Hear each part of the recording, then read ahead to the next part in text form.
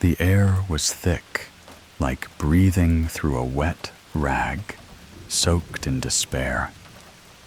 I was 17, trapped in a dead-end summer job at a pizza joint nobody in their right mind would order from. My name's Chris, and this is the story of the night. I wish I could unlearn a night that clawed its way into my memory and refuses to let go.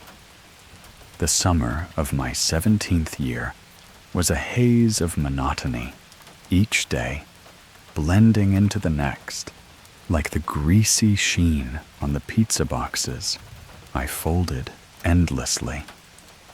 The pizza place sat on the ragged edge of my hometown, a forgotten speck where the street lights flickered and died, and the only sounds were the hum of a dying fridge and the occasional screech of tires from the highway. I wasn't thrilled to be there, but with no money and parents who'd skin me alive for slacking, I had no choice. The job was a necessity, like swallowing bitter medicine. The uniform clung to my skin, sticky with sweat, and the faint stench of burnt dough. The delivery car, a rust bucket that groaned up hills, was my only escape from the fluorescent purgatory of the shop. That night, the air was heavier than usual, a suffocating blanket of humidity that made every breath feel like a chore.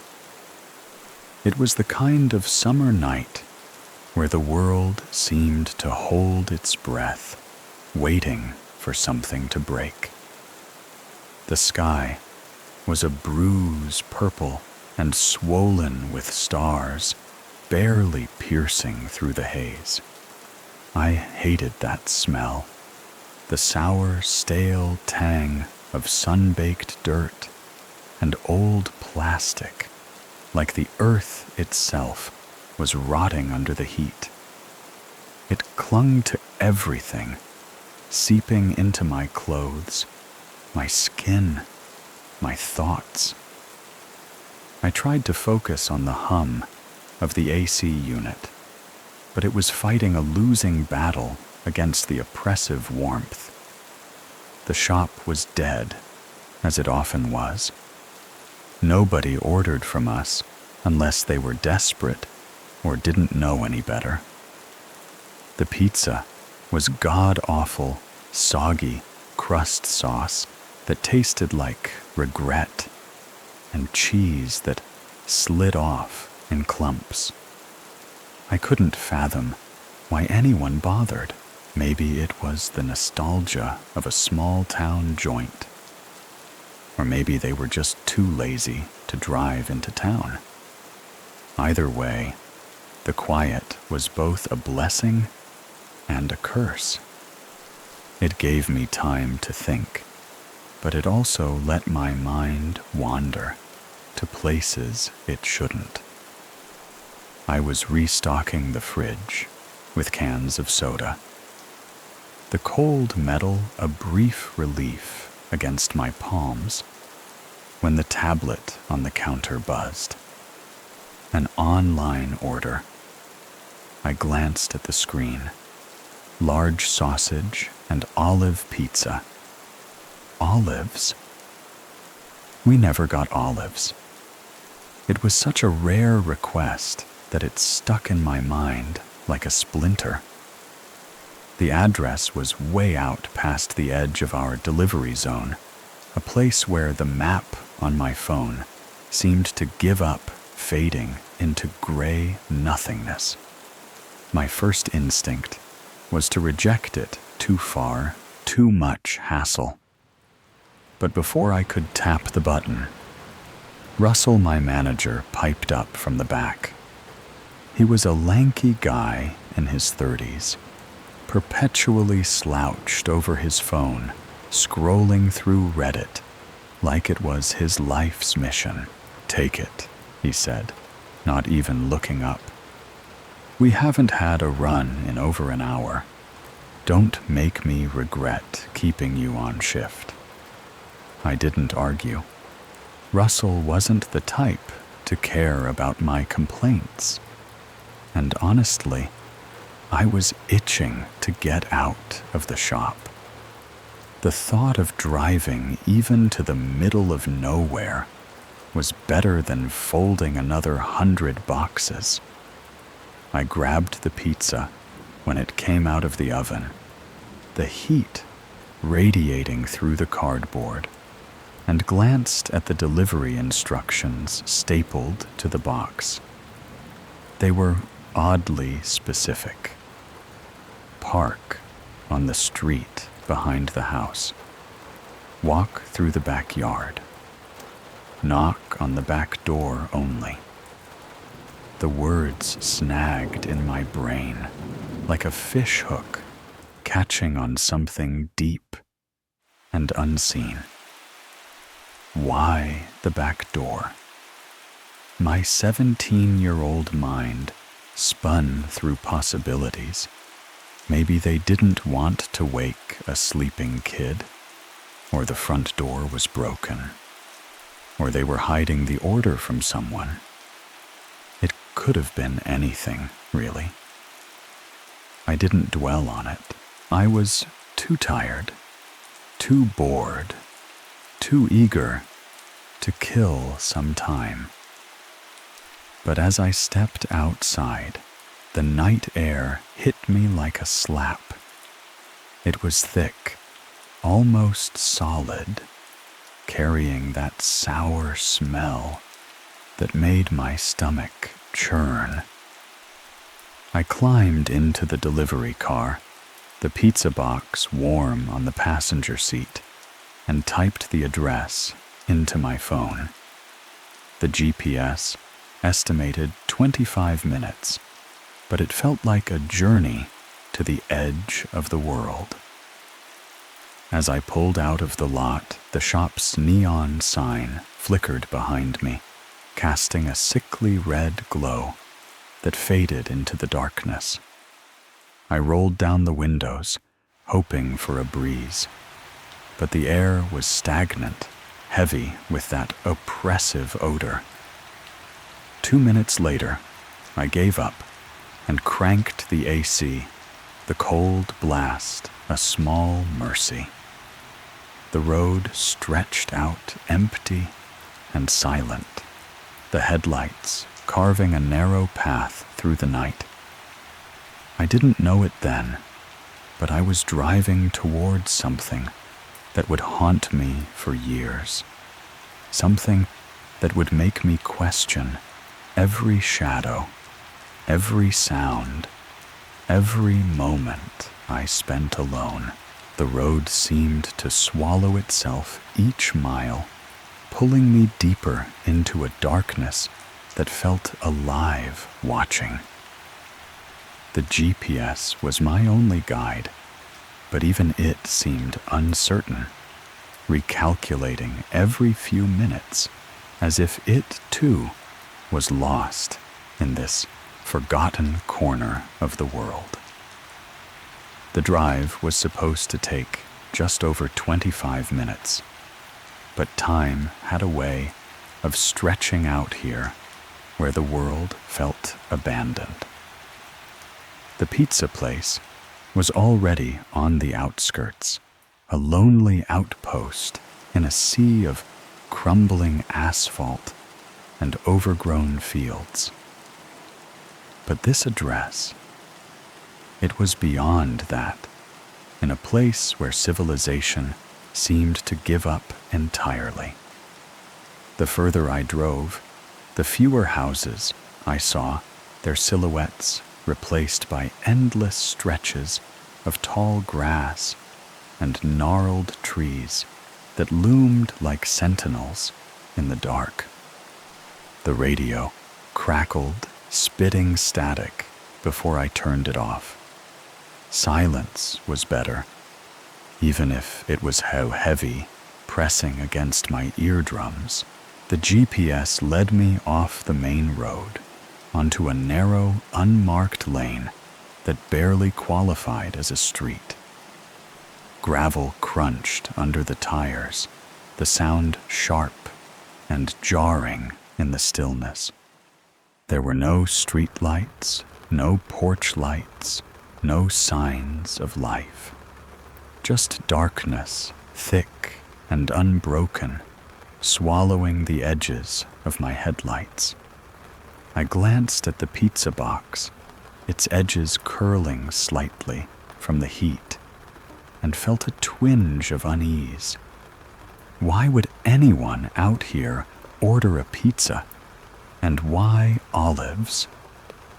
It was such a specific choice, so out of place that it gnawed at me, a puzzle piece that didn't fit. The air inside the car was cold now, the AC humming steadily, but it couldn't chase away the sour smell that seeped in from outside. It was everywhere, clinging to the upholstery, my clothes, my thoughts. I tried to shake it off, focusing on the road, but my mind kept circling back to the delivery instructions. Park on the street behind the house. Walk through the backyard. Knock on the back door only. The words played on a loop, each repetition making them feel more ominous. I told myself it was nothing, people were weird, right? Maybe they had a nosy neighbor or a dog that barked at the front door. But the explanations felt flimsy, like paper walls against a storm. The GPS pinged, announcing I was close. I slowed the car, peering into the darkness. The address led me to a side street, a narrow strip of gravel that ran parallel to a row of backyards. No lights, no cars, just shadows piling on top of shadows. I double-checked the house number on my phone, then on the delivery slip. It matched, but the house itself looked wrong. Dead. The backyard was a mess of overgrown grass, the kind that hadn't been mowed in years, and a rickety wooden fence leaned drunkenly to one side, its gate hanging open like a broken jaw. No lights glowed from the windows, no cars sat in the driveway. It was as if the house had been abandoned, left to rot under the weight of the night. I parked on the gravel shoulder, the car's engine ticking as it cooled. The pizza box felt heavier in my hands than it should have, the warmth of it, a stark contrast to the chill creeping up my spine. I grabbed my flashlight, its beam weak and flickering, and stepped out into the night. The air was thicker here, almost tangible, wrapping around me like a damp shroud. That sour smell was stronger, sharp enough to sting my nostrils, and I fought the urge to gag. I stood there for a moment, staring at the house, trying to shake the feeling that I was being watched. The darkness seemed to pulse alive with something I couldn't name. I took a step forward, then another, the gravel crunching under my sneakers. The backyard sloped upward, uneven and treacherous, forcing me to angle the flashlight down to avoid tripping. Each step felt like a decision, a choice to move closer to something I wasn't sure I wanted to understand. The house loomed ahead. Its back door, a pale rectangle in the gloom, the small pane of glass at the top covered by a thin, yellowed curtain. I stopped a few feet away, my breath catching in my throat. The silence was deafening, broken only by the faint rustle of grass in the non-existent breeze. I told myself to get it over with, to knock, and be done with it.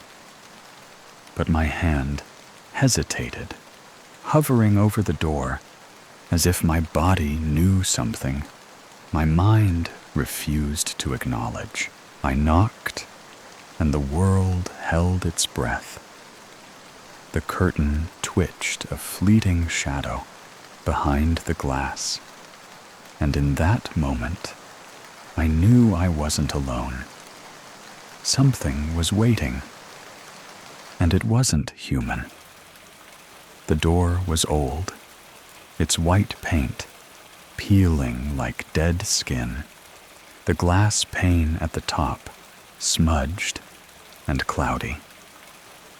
I raised my fist and knocked the sound sharp and hollow, echoing into the night. Nothing. No footsteps, no voices, just the oppressive silence that seemed to swallow the sound whole. I weighted the pizza box growing slick in my sweaty grip and knocked again, harder this time. Still, nothing. My manager's voice echoed in my head, Russell's lazy drawl telling me not to come back empty-handed. I didn't want to deal with his whining, so I raised my hand for a third knock, my flashlight beam trembling across the door. That's when it happened. The curtain moved. Not much, just a slight twitch, like a finger brushing against it from the other side. It was soft. I almost missed it, but my eyes were locked on that glass, and I saw it clear as day. My heart lurched, a coda spike of adrenaline shooting through me. Someone was there, standing just behind the door, close enough to touch the curtain, but choosing not to answer. I froze, my hand still raised the pizza box, heavy in my other arm. I stared at the glass, waiting for another movement, for a face to appear, for anything. But the curtain stayed still, the silence thicker than ever. I don't know how long I stood there, seconds, maybe a minute. My breath shallow, my pulse hammering in my ears. The air felt wrong, charged like the moment before a lightning strike. I was about to knock again, to demand an answer, when I heard it, the low growl of engines. 2 unmarked cars pulled up on the side street behind my car, their headlights slicing through the darkness. My first thought was that I was in trouble, trespassing maybe, or parked in the wrong spot. I turned, squinting against the glare, and saw a man step out of one of the cars. He was tall, dressed in plain clothes, not a uniform, but something about the way he moved told me he wasn't here for pizza. He raised a hand, motioning for me to come to him. I hesitated, glancing back at the door, the curtain still and silent. The pizza felt like a lead weight now, an anchor tying me to this place. I started walking toward the man, my flashlight beam bouncing across the gravel. As I got closer, he flashed something in his hand, a badge. An undercover cop. My stomach twisted, a mix of relief and dread. He didn't smile, didn't explain, just told me in a low, clipped voice to get back to my car and wait. That was it. No context, no reassurance, just a command that left no room for questions. I obeyed my legs, moving on autopilot, as I backed away from the house. I climbed into the delivery car, the pizza box dumped on the passenger seat, and sat there, watching. That's when I realized there weren't just 2 cops. There were 5, maybe 6, moving like ghosts in the dark. Their flashlights danced across the backyard, their movements silent and deliberate, like predators circling prey. They didn't knock, didn't announce themselves, just fanned out around the house, their shadows blending into the night. One of them approached the back door, the same one I'd knocked on, and tested the handle. It didn't budge. He nodded to another officer, then stepped back, his flashlight sweeping the ground. I sat there, my hands gripping the steering wheel, the AC blasting cold air against my face. The scene felt wrong, like I'd stumbled into a movie I wasn't supposed to see. The curtain, the silence, the cops, it all pointed to something bigger, something dangerous. My mind raced, piecing together fragments.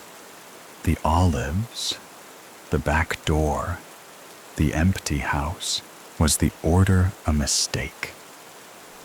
A trap I didn't know, but the weight of it pressed down on me heavy and unrelenting.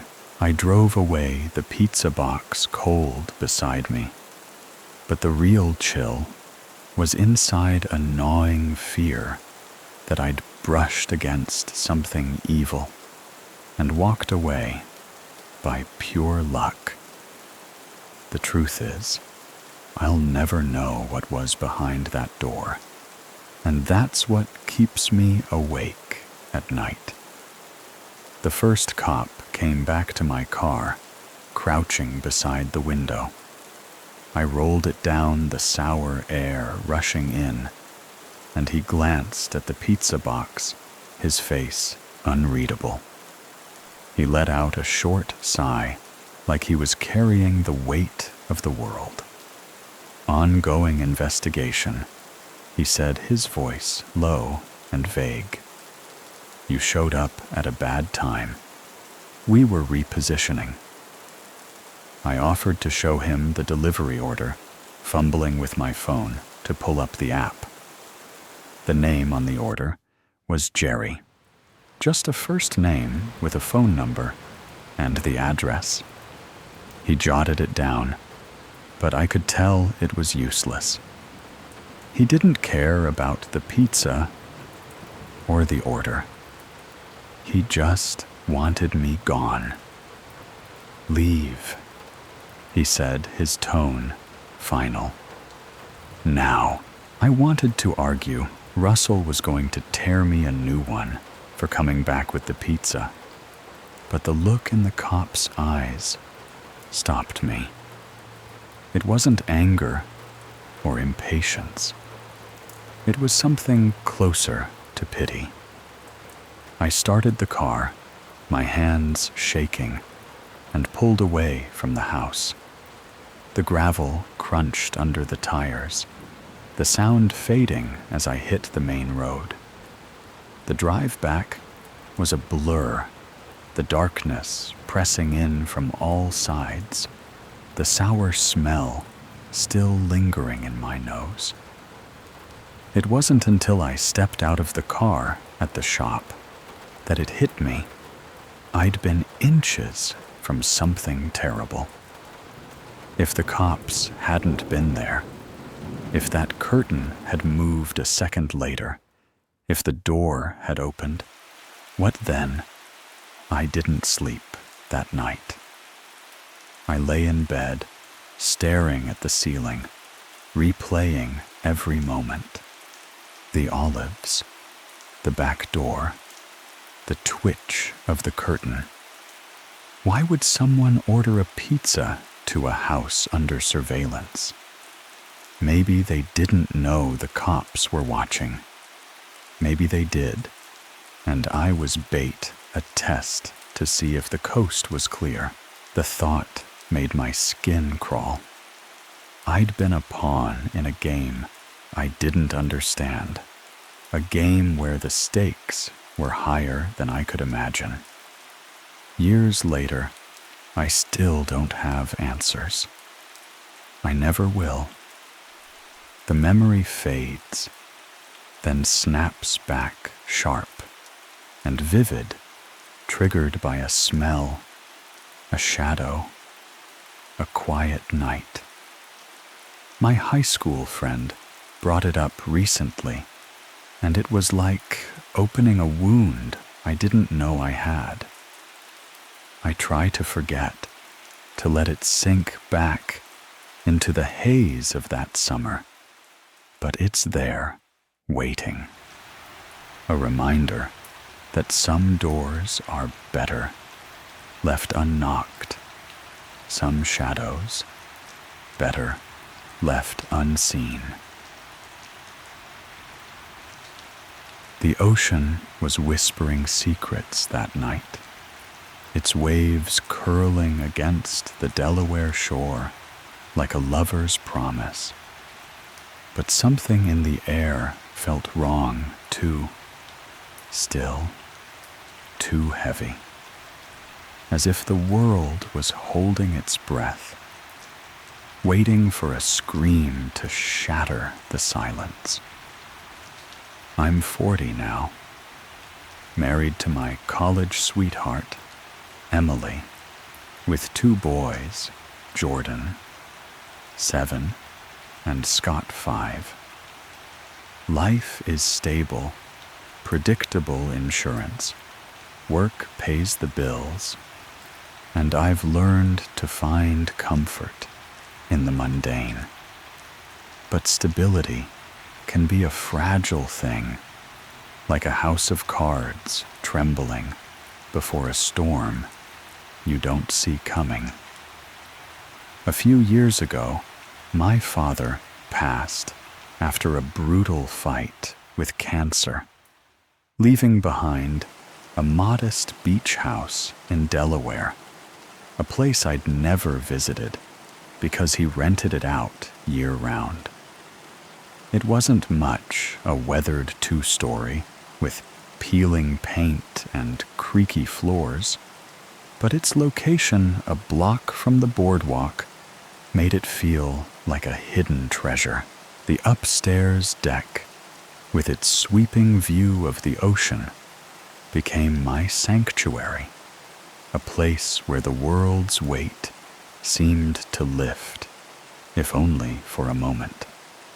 That summer, we made the house our escape, a tradition born from grief, but blossoming into something joyful.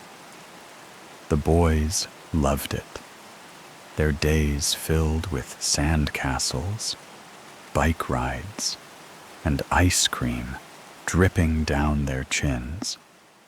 Emily and I would watch them from the deck, sipping wine, playing cards, and letting the salt air weave its magic.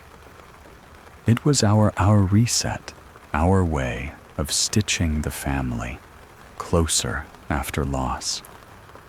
The house felt like a gift, a piece of my father's legacy we could touch, smell, and live in. But legacies, I've learned, can carry shadows you don't see until they're clawing at your door. It was mid-July, a Wednesday night, when the illusion of safety began to crack. The boys had collapsed into bed around 9:30, exhausted from a day of chasing waves and building forts in the dunes. Emily and I were on the deck, the ocean's rhythm a soft backdrop to our game of gin rummy.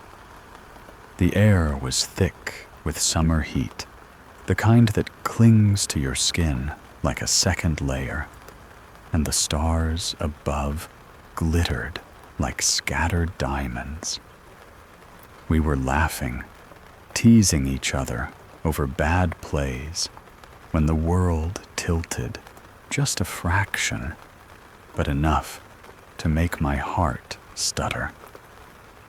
Jordan stepped onto the deck, his small frame silhouetted against the hallway light, his face pale and pinched with unease.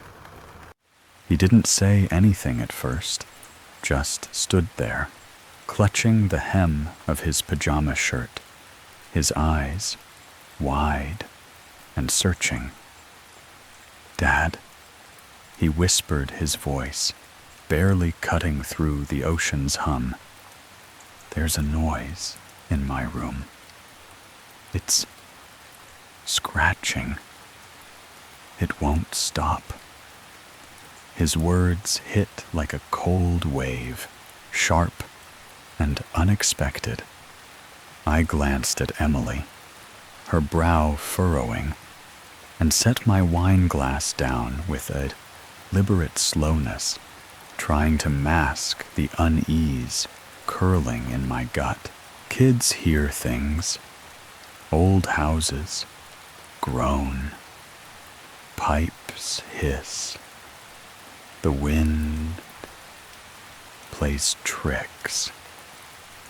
I told myself it was nothing, just the overactive imagination of a 7-year-old. "All right, buddy," I said, forcing a smile. "Let's go check it out. Probably just the house settling." Emily nodded, her lips tight, and stayed on the deck as I followed Jordan downstairs, my hand resting lightly on his shoulder, grounding us both. His room was at the end of the hall, a small space with a single bed pushed against the wall, a faded surfboard poster tacked above it. The air inside felt different, staler, heavier, like it was holding on to something it didn't want to let go. Jordan pointed to the wall near his bed, his finger trembling slightly. "There," he said, his voice barely above a breath. "It's coming from there." I knelt beside the bed, pressing my ear to the wall, expecting to hear nothing but the faint hum of the house. At first, there was silence, just the distant crash of waves filtering through the open window. I was about to reassure him when it came, a soft, deliberate scratching, like nails dragging across wood, slow and rhythmic, as if something was testing the barrier between us. My breath caught, and I forced myself to stay calm, to not let Jordan see the chill creeping up my spine. It's probably just a mouse, I said, though the lie tasted bitter. Mice don't scratch like that with purpose, with patience. I pressed my ear closer, straining to pinpoint the sound. It wasn't coming from the attic or the floorboards. It was lower, near the baseboards, inside the wall itself. And then, as if the house itself exhaled a secret, I heard it breathing. Not the quick, skittering breath of an animal, but slow, deep, human. Each inhale was heavy, deliberate, like someone savoring the air. My heart slammed against my ribs, and I pulled back, my mind scrambling for a rational explanation. A prank. A neighbor. But who would be inside our walls? I looked at Jordan, his eyes wide with fear, and realized he'd heard it too. "Dad," he whispered, his voice trembling. Before I could answer, the world exploded into sound. A guttural, primal scream tore through the wall, so raw and enraged, it felt like it could crack the plaster.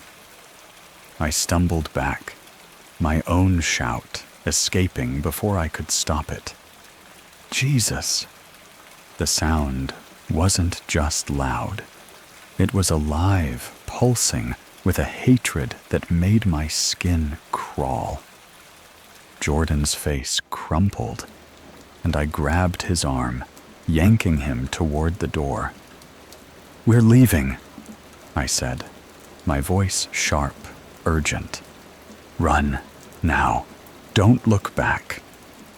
The command echoed in my head, a primal instinct overriding everything else. We had to get out. We had to get to Emily and Scott. The house wasn't ours anymore. It belonged to whatever was screaming behind that wall. The scream lingered in the air, like smoke, thick and choking, as if the house itself was trying to suffocate us with its secrets. My hand was clamped around Jordan's wrist, his small body stumbling behind me as we ran down the hall. The floorboards groaned under our weight, each creak a betrayal, as if the house was conspiring against us. My mind was a storm flashes of Jordan's terrified face, the breathing in the wall, that scream. It wasn't human, not entirely, but it was close enough to make my blood run cold. I had to get to Scott, my 5-year-old, still asleep in his room, oblivious to the nightmare unfolding. I had to get to Emily, waiting on the deck, unaware that our sanctuary had become a trap. Scott's room was closer, just a few doors down, and I burst in without slowing. He was curled under his blanket, his small chest rising and falling, undisturbed by the chaos. I scooped him up blanket, and all his body, limp and heavy with sleep. "Dad?" He mumbled, his voice groggy, but I didn't answer. There wasn't time. Jordan clung to my side, his breath coming in sharp gasps, his eyes darting to the shadows, as if expecting something to lunge out. Keep moving. Keep them safe. The thought was a drumbeat pounding in sync with my heart as I headed for the stairs to the deck. The hallway stretched before us, longer than it should have, the dim light from a single bulb casting jagged shadows on the walls. Every step felt like wading through mud, the air thick with that same stale heaviness I'd noticed in Jordan's room. It wasn't just humidity. It was something else, something sour, like decay trapped in the walls. I tightened my grip on Scott, his warmth grounding me, and pushed Jordan ahead. Upstairs now, I said, my voice low but firm. He nodded, his small feet pounding the floor as we reached the base of the stairs. That's when I heard it again. A second scream closer, this time, ripping through the house like a blade. It was behind us. I spun around, my heart lurching, and saw him. A man, or what used to be a man, charging down the hallway. His clothes were tattered, caked with filth, his face a mask of grime and rage. His eyes, God, his eyes burned with something feral, something that didn't belong in a human body. He was fast, too fast, his bare feet slapping the floor, his hands outstretched like claws. I didn't hesitate. I pushed Jordan up the stairs, nearly tripping, as I carried Scott, his small body, bouncing in my arms. "Emily," I shouted, my voice cracking as we reached the top. The deck was just ahead, the sliding glass door glinting in the moonlight. Emily was there, standing frozen, her wine glass still in hand, her face pale as she registered the panic in my voice. "Get back!" I yelled, shoving Jordan toward her. I slammed the door shut, just as the man hit it, his body crashing against the glass with a force that rattled the frame. The glass won't hold, the thought was a knife in my gut, sharp and cold. He pounded on the door, his fists leaving smears of dirt. Or was it blood across the surface? His screams were incoherent, a mix of rage and desperation. Words I couldn't make out, but felt in my bones. "Call the police!" I roared, throwing my weight against the door. Emily fumbled for her phone, pulling Jordan and Scott behind her, shielding their eyes. "Don't look, don't look," she whispered, her voice trembling, but steady. The boys were crying now, their sobs cutting through the man's shrieks. I pressed harder against the door, my shoulder aching, my breath coming in ragged bursts. His face was inches from mine, separated only by the glass, his eyes locked on me. They weren't just wild. They were hungry, like he was starving for something more than food. Hold the door. Protect them. The command anchored me, a lifeline in the chaos. The glass groaned under his assault, each blow sending vibrations through my arms.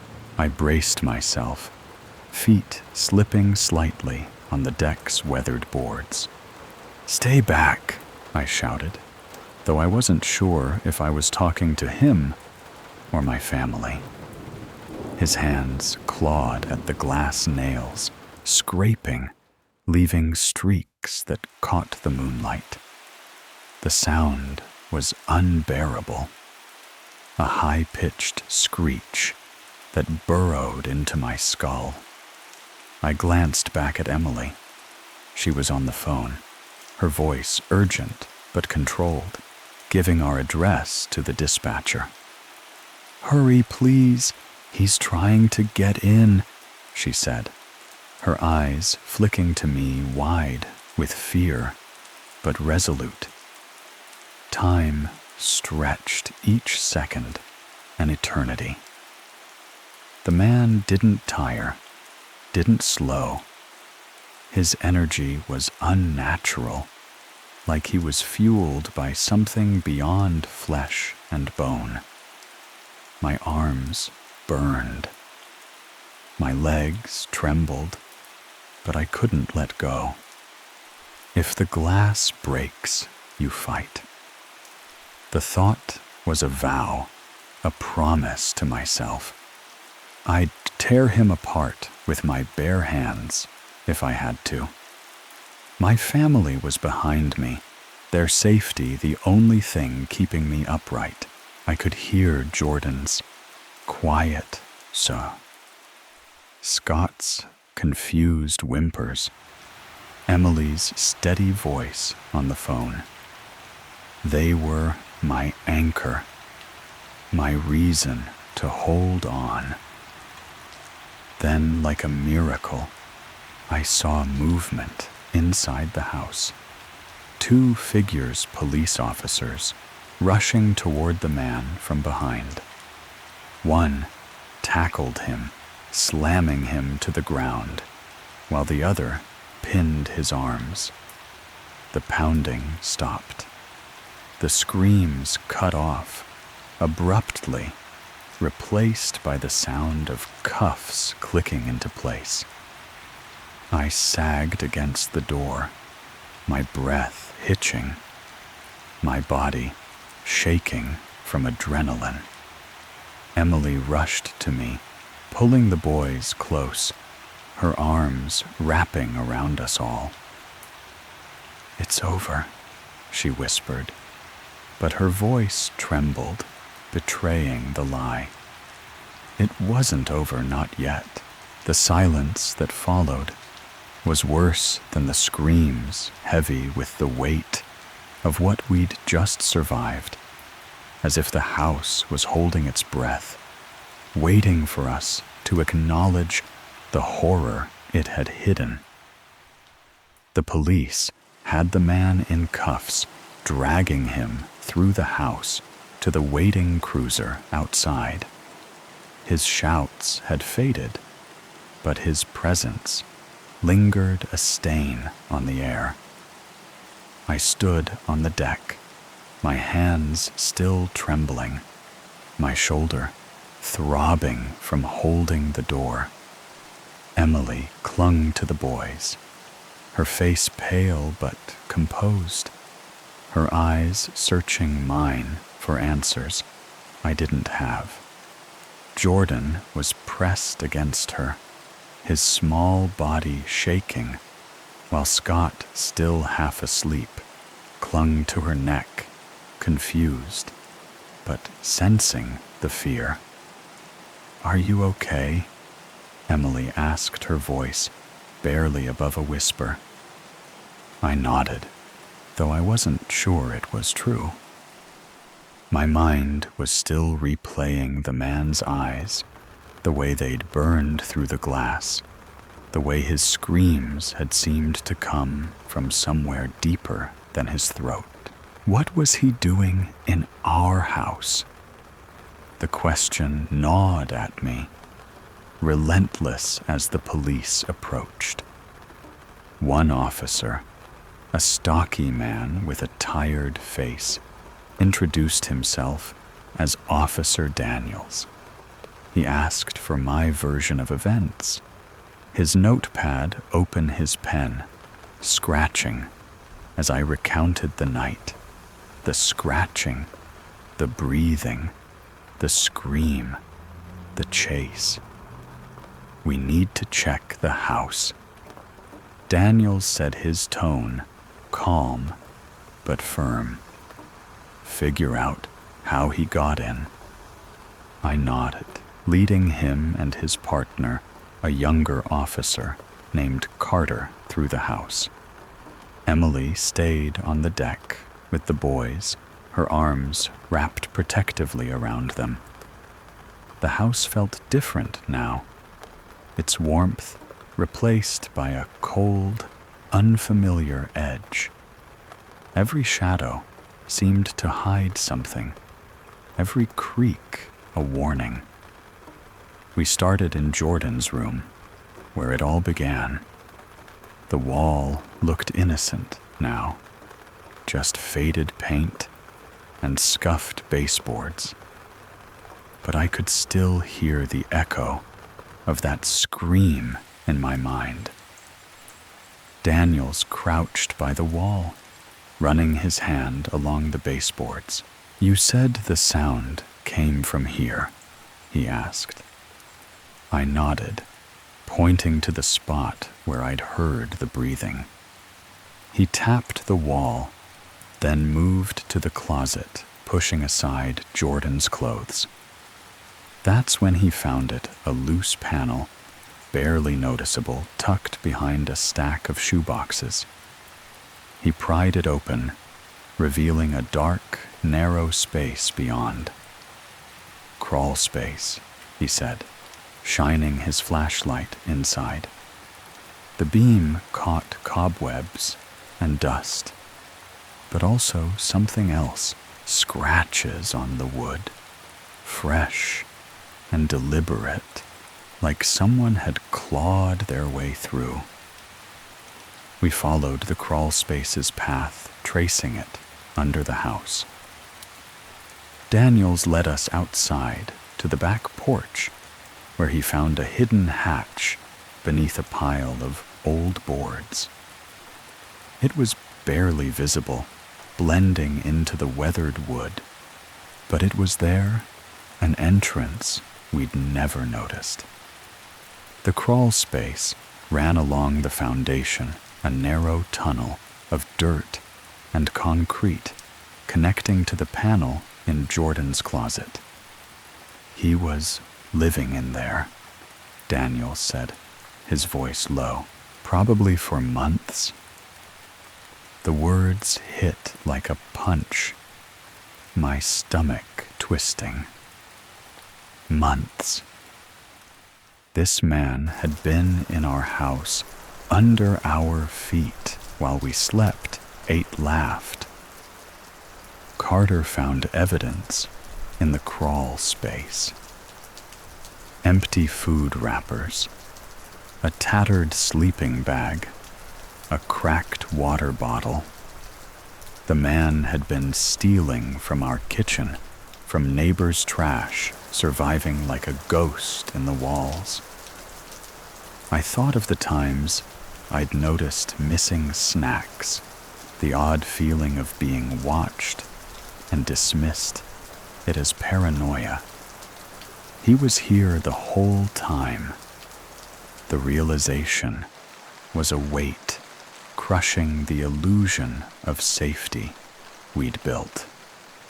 Daniels promised to follow up with more details, but for now, they needed to process the suspect. You're lucky, he said as he left. Could have been worse. Back on the deck, I pulled Emily and the boys, close, their warmth a lifeline. Jordan was quiet, his eyes fixed on the floor, while Scott asked in a small voice, "Is the bad man gone?" I nodded, kissing his forehead, but the truth was heavier. The man was gone, but the house felt tainted. its walls no longer a sanctuary, but a cage that had hidden a predator. We didn't sleep that night, sitting together on the deck, watching the ocean until dawn broke its light, a fragile promise of safety. The ocean's waves were relentless that morning, crashing against the shore like they were trying to wash away the night's horrors. But the truth was sinking in, heavy and unyielding, like a stone in my chest. The police had left the cruiser's taillights, fading into the dawn, but their words echoed in my mind. He was planning to harm your family. The detective's call came a few days later, his voice clipped but professional as he filled in the gaps. The man, a drifter, with a history of trespassing and petty theft, had found the crawl space during the off-season when the house was empty. He'd made it his home, stealing just enough to survive watching us waiting. His plan that night, the detective said, was to attack us, to punish us for intruding on his space. I sat on the deck as he spoke, staring at the horizon, the phone pressed to my ear. Emily was inside, packing our bags. We'd decided not to stay after that night. Not yet. The boys were with her, their voices muffled but alive, a reminder of what we'd almost lost. The detective's words painted a picture. I couldn't unsee a man living in our walls, his breath mingling with ours, his eyes tracking our every move. He'd watched Jordan sleep, heard our laughter, known our routines. The thought made my skin crawl, a violation deeper than I could articulate. He was part of our lives, and we didn't even know. I walked through the house after the call, seeing it with new eyes. The surfboard poster in Jordan's room, the creaky stairs, the deck where we'd played cards, they were all tainted now, stained by the knowledge of his presence. I found myself checking corners, listening for sounds that weren't there. The crawl space was the worst. I forced myself to look inside, shining a flashlight into the dark. The scratches were still there, etched into the wood, like a signature. I imagined him curled up in that cramped, filthy space, his breath slow and deliberate, waiting for the moment to strike. How did we not see it? The question haunted me, a loop I couldn't escape. Emily joined me later, her hand slipping into mine. "We need to fix this," she said, her voice steady but tired. She meant the house, the crawl space, but also us, the fear that had settled into our bones. We hired a crew the next day to seal the crawl space, watching as they poured concrete over the hatch, boarded up the panel in Jordan's closet. It felt like burying a body, like we were sealing away the memory of that night. But memories don't die so easily. At night, I'd lie awake, hearing phantom scratches, imagining his eyes in the dark. The boys struggled too. Jordan stopped sleeping in his room, curling up with us. Instead, his small body tense even in sleep. Scott asked questions we couldn't answer. Why was he in our house? Will he come back? I lied, told them he was gone forever. But the truth was, I didn't know. The detective said the man was in custody facing charges. But what if there were others? What if the house held more secrets? Check every corner. Trust nothing. The thought became a mantra, a way to keep the fear at bay. We left the beach house that week, driving back to our city apartment, the ocean shrinking in the rearview mirror. The boys were quiet, their usual chatter replaced by a heavy silence.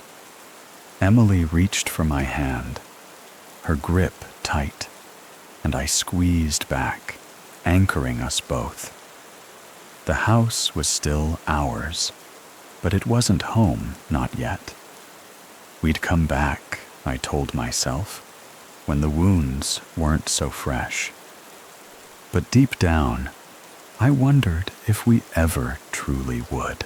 The ocean looked the same when we returned its waves, rolling in with the same restless energy. But the house felt like a stranger, its walls whispering memories of a night we couldn't forget. It was a year later, the summer heat softer this time, less oppressive.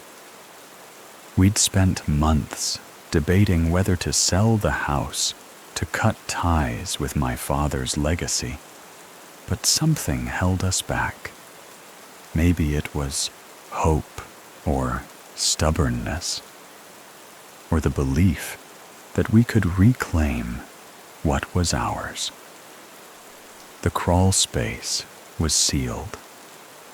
The house inspected top to bottom, every inch accounted for.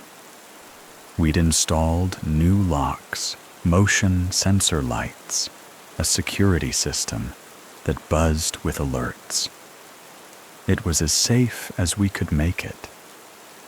But safety is a fragile thing. When you've seen the darkness, it can hide. The boys were hesitant at first, their steps cautious, as they crossed the threshold.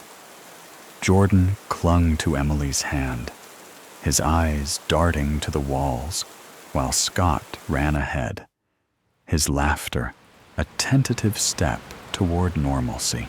We'd talked to them, explained that the bad man was gone, that the house was ours again.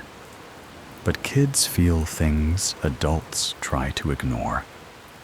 And I saw the doubt in Jordan's eyes, the way he avoided his old room.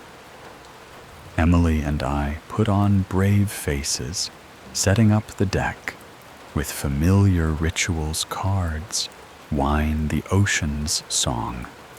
But the air felt different, like it was waiting for us to let our guard down. That first night, we stayed up late, the boys between us on the deck, their heads heavy with sleep. The stars were out, bright and unyielding, and for a moment it felt like before, like we were just a family on vacation, untouched by horror. But then Jordan stirred his voice, small. "Dad, do you ever hear it again? The scratching." My heart stopped, the memory of that night flooding back. The breathing, the scream, the man's wild eyes. I shook my head, forcing a smile. No, buddy. It's gone. We're safe now. He nodded, but his eyes didn't believe me. Over the weeks, we rebuilt our routine, piece by piece. The boys played on the beach, their laughter louder each day. Emily and I found moments of peace, stolen glances on the deck, our hands brushing as we passed the wine. But the house never felt the same. I'd catch myself listening at night, holding my breath, waiting for a sound that never came. Emily admitted she did the same, her dreams haunted by the man's face. He's gone, but he's still here. The thought was a shadow following us through every room. One evening, as the sun dipped below the horizon, painting the sky in shades of fire, Jordan came to me with a drawing. It was the house, but different. Dark, jagged lines crisscrossing the walls, a figure lurking in the corner.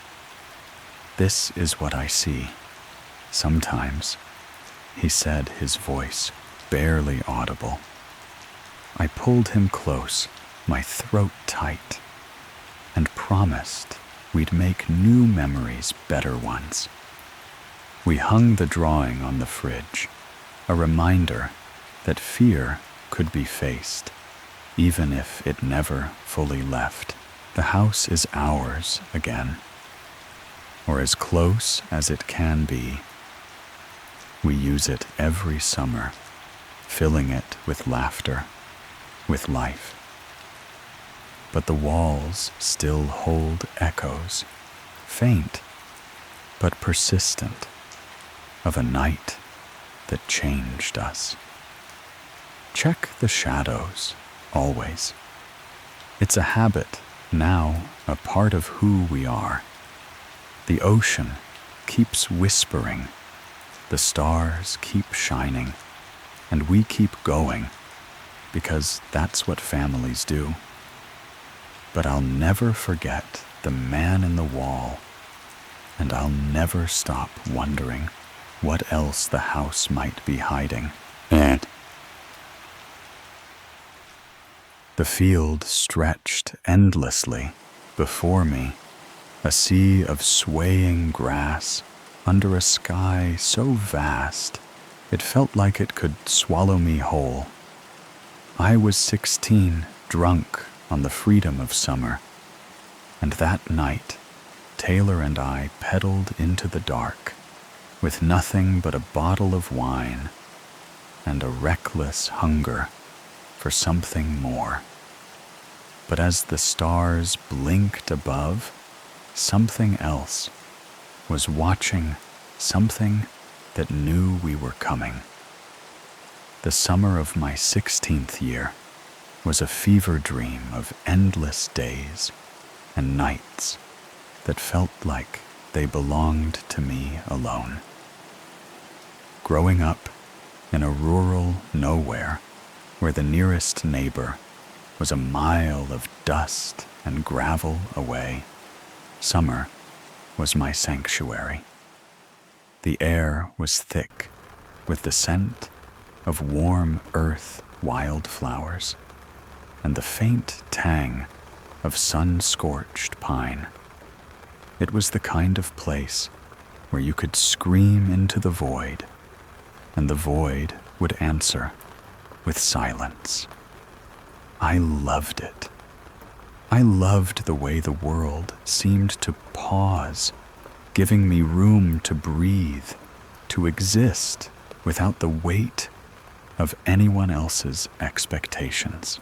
My name is Emily, and back then, I was just a girl chasing the thrill of being untethered, unaware that freedom could turn into a trap. Taylor was my partner in crime, my mirror in rebellion. She was a year older, with a sharp laugh and eyes that always seemed to hold a secret. We'd been friends since we were kids, sneaking into each other's backyards to whisper about boys' dreams and the places we'd escape to when we were old enough to leave this town behind. Taylor was reckless in a way I envied, never afraid to push boundaries, to steal a sip of her dad's whiskey or climb a water tower just because it was there. That July night, when the air was so heavy, it clung to my skin like a second layer. She texted me with a plan. Meet me at the end of your road. Bring your bike. We're going stargazing. I didn't hesitate. I never did with her. We met under the lone street light at the edge of my driveway, its weak glow flickering like it was on its last breath. Taylor was already there, her bike leaning against a fence post, her silhouette sharp against the dark. She held up a bottle of cheap red wine, the kind that stained your lips and tasted like regret. Stole it from my mom's stash, she said, with a grin, tossing her dark hair over her shoulder. I laughed, the sound swallowed by the vastness around us. We didn't need a destination, just a direction.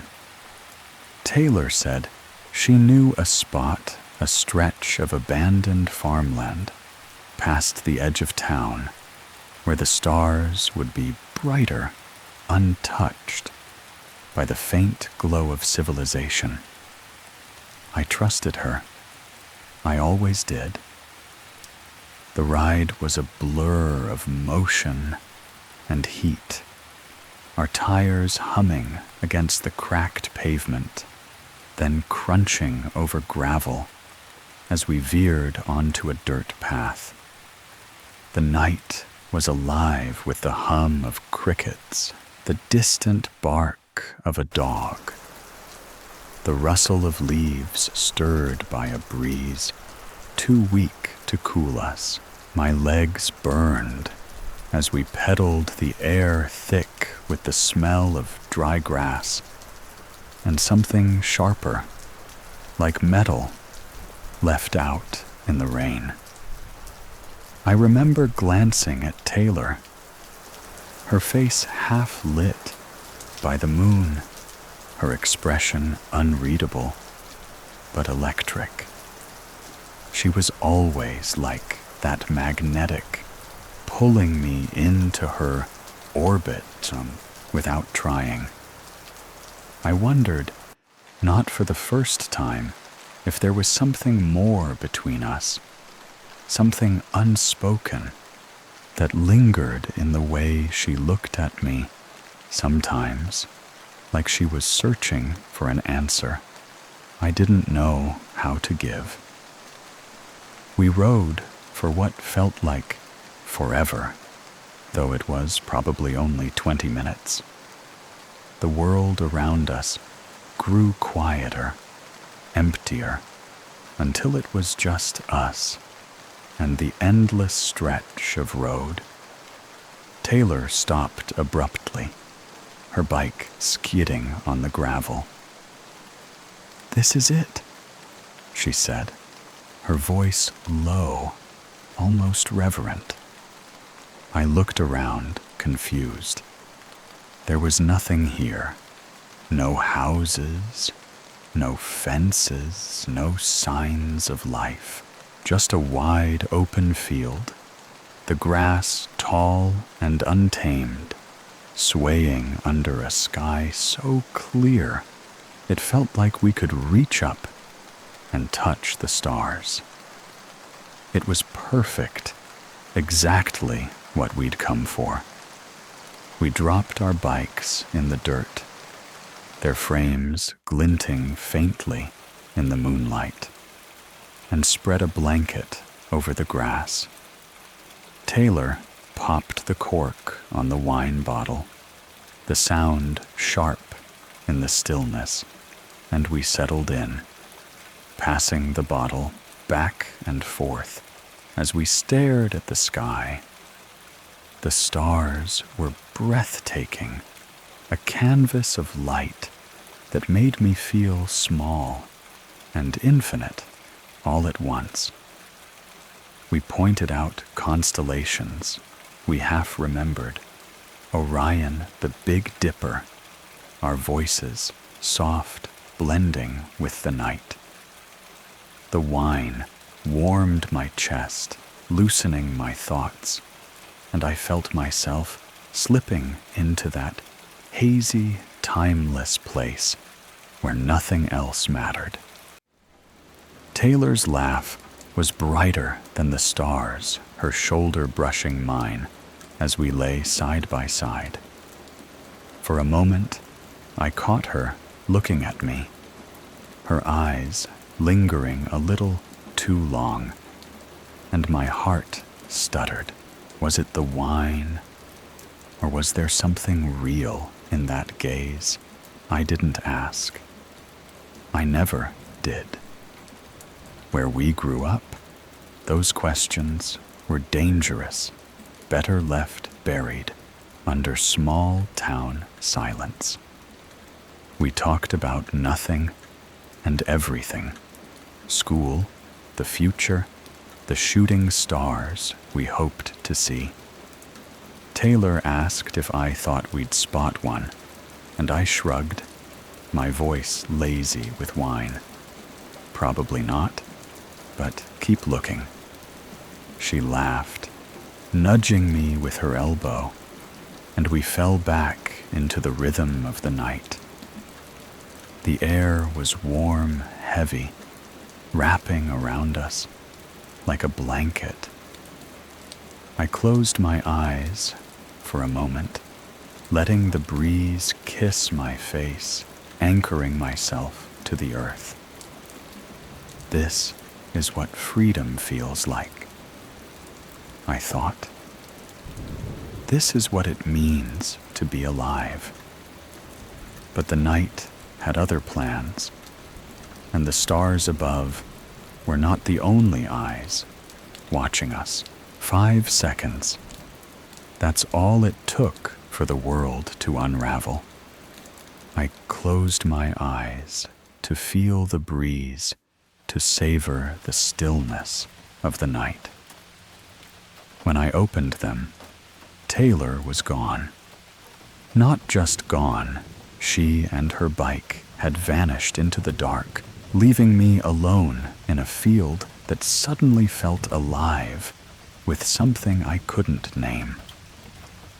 The wine had softened the edges of the world, blurring the line between reality and the dreamlike haze of a summer night.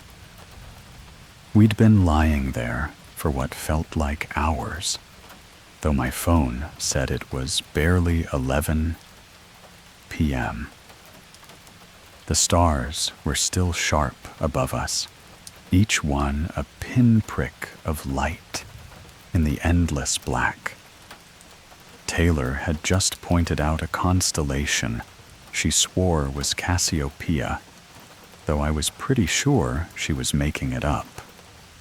We'd laughed, the sound echoing into the void, and I felt that rare, perfect contentment that only comes when you're young, and the world feels like it's yours to conquer. Then she saw it, a streak of light cutting across the sky so fast it was gone before I could turn my head. A shooting star. Taylor gasped, her voice bright with awe. She grabbed my arm, her fingers digging into my skin, and we both laughed, the kind of uncontrollable joy that bubbles up when you witness something fleeting and miraculous. "Make a wish," she said, her eyes sparkling in the dark. I don't remember what I wished for. Something silly, probably like a car or a trip to somewhere far away. I closed my eyes, letting the moment sink in the breeze, cool against my flushed cheeks. 5 seconds. That's all it was. 5 seconds of peace before the world turned inside out. When I opened my eyes, Taylor was gone.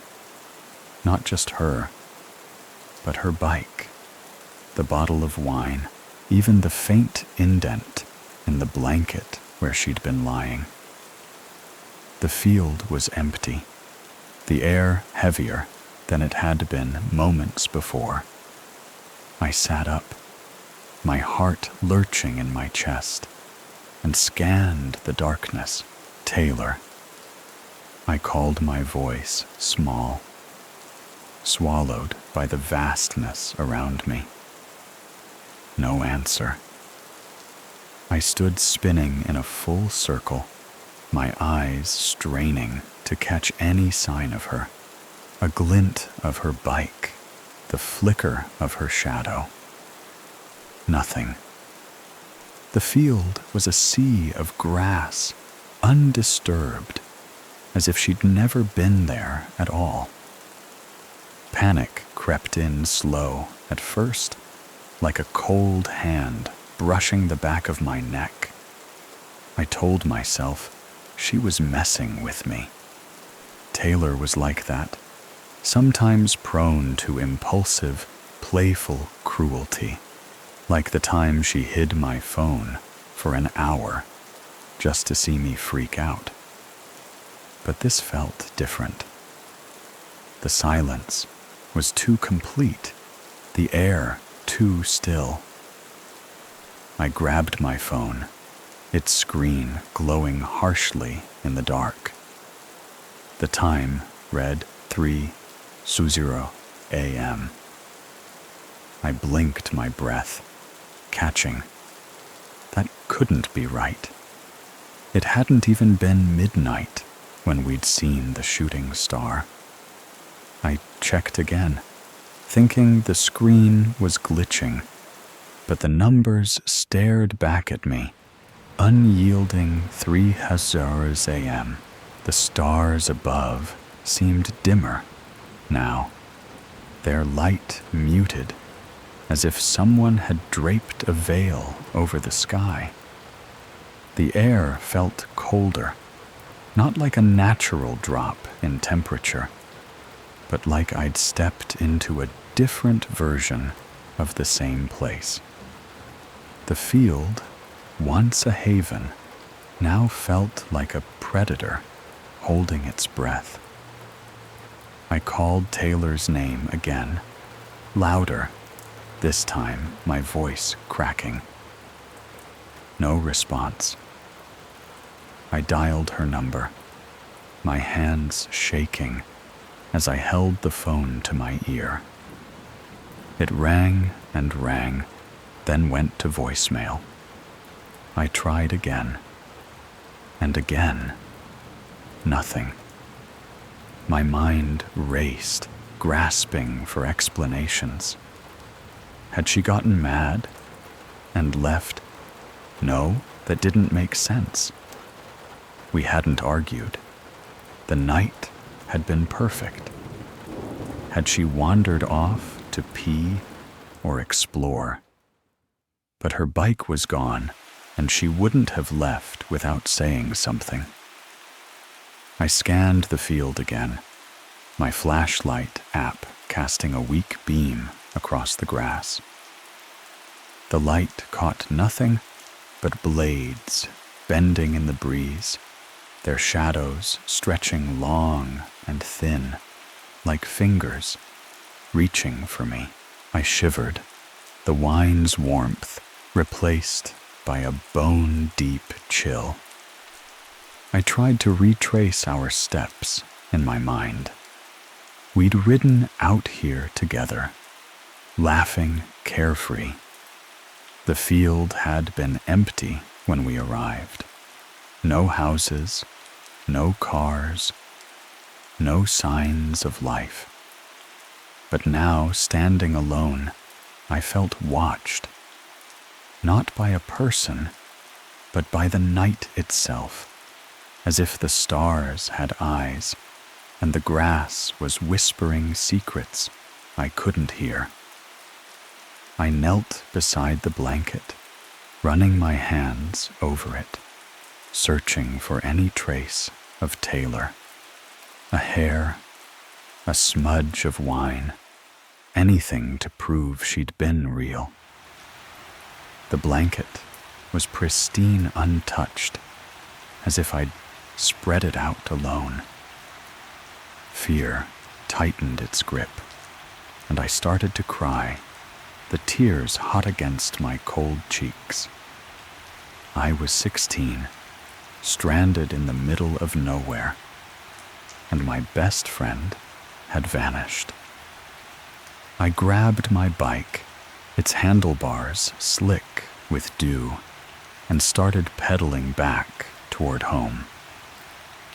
The ride was a nightmare, every shadow a threat, every rustle a footstep behind me. The road stretched endlessly, the gravel biting into my tires, and I kept glancing over my shoulder, half expecting to see Taylor or something else chasing me. The stars above offered no comfort, their light cold and distant, like they were watching me suffer and didn't care.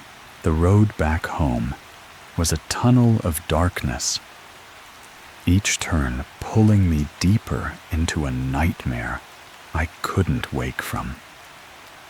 My bike wobbled under me, my breath ragged as the night pressed in thick with the weight of something ancient and hungry. I wasn't just running from the field. I was running from the truth that something had taken Taylor, and it wasn't done with me. The ride home was the longest of my life. The gravel path seemed to stretch forever, twisting through the dark, like a snake coiling around its prey. My legs burned. My lungs ached. But I didn't stop. I couldn't. The field was behind me, but its presence lingered a shadow, clinging to my back. Every few seconds, I glanced over my shoulder, my flashlight beam slicing through the dark, catching nothing but empty road and swaying grass. The silence was worse than any sound. It was the kind of quiet that felt like it was waiting for something to happen. My phone was useless. Now, the battery draining faster than it should have. I'd tried calling Taylor a dozen times, each unanswered ring a knife in my chest. I texted her, my fingers fumbling. "Where are you? Please answer." No response. The time still read 3:00 a.m., as if the clock had frozen, trapping me in a moment that refused to let go. I told myself it was a glitch, a trick of my panicked mind, but deep down, I knew better. Something was wrong, not just with Taylor, but with the world itself. The air was colder now, sharp against my skin, carrying a faint metallic scent that reminded me of blood. The stars, once so bright, were barely visible, their light smothered by a haze that hadn't been there before. I pedaled harder, my bike rattling over the uneven ground, the sound loud in the oppressive quiet. My mind churned, replaying the night in fragments. Taylor's laugh, the shooting star, the moment I closed my eyes. Had I fallen asleep? Passed out from the wine? No, I'd been awake, I was sure of it, but the missing hours gnawed at me. A gap in time I couldn't explain. I thought about the stories we'd heard growing up, tales of people disappearing in the fields, of strange lights in the sky, of voices calling from places no one could see. They were just stories, the kind of thing you laughed about around a campfire. But now, alone in the dark, they felt real. I remembered a story my grandfather told me once about a farmer who vanished in a field just like this one. His tractor left running his lunch untouched. They never found him, but for years people swore they heard his voice on windy nights calling for help. I'd laughed it off then, but now with Taylor gone, it didn't seem so funny. The road curved, and I passed an old barn, its silhouette looming like a crouched beast. I'd seen it on the way out, but now it looked different, darker, more alive. The windows were black voids, and for a moment I thought I saw something move inside a flicker of shadow that didn't belong. I pedaled faster, my heart pounding in my ears, the air growing thicker, harder to breathe. The field was behind me, but I could still feel it, its presence stretching across the miles. Watching, waiting. I tried to focus on getting home, on the safety of my bed. My parents' voices, the normalcy of morning. But the road seemed to fight me each turn, leading to another stretch of darkness, as if the world was rearranging itself to keep me lost. I thought about Taylor, about the way she'd looked at me before she vanished. Had she known something was coming? Had she felt it too? The shift in the air, the sense that we weren't alone. I wanted to believe she was okay, that she'd just ridden off in a huff. But the emptiness of the field told a different story. Finally, I saw the faint glow of my street light in the distance, a beacon in the dark. My house was just beyond it, a squat shape against the horizon. I pedaled with everything I had, my legs screaming, my breath coming in gasps. When I reached the driveway, I dropped my bike and stumbled inside, my hands shaking as I locked the door behind me.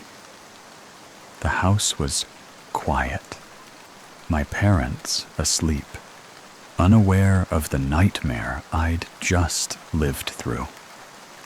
I collapsed onto my bed, still in my clothes, and cried until my eyes burned. I didn't sleep that night. I couldn't. Every time I closed my eyes, I saw the field, the stars, and Taylor's empty place beside me. The next morning, I texted Taylor, expecting answers, apologies, anything to make sense of the night before. But her response shattered me. She thought I was the one who vanished. We'd both woken up alone at 3 Hailuo a.m. Both felt the same terror. Both swore the other had disappeared. The truth was out there, hidden in the field, and it's haunted me ever since.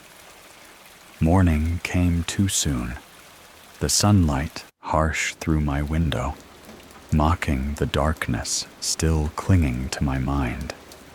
I grabbed my phone, my hands still trembling, and texted Taylor. "Where the hell are you? What happened last night?" I waited, staring at the screen, willing it to light up with her reply.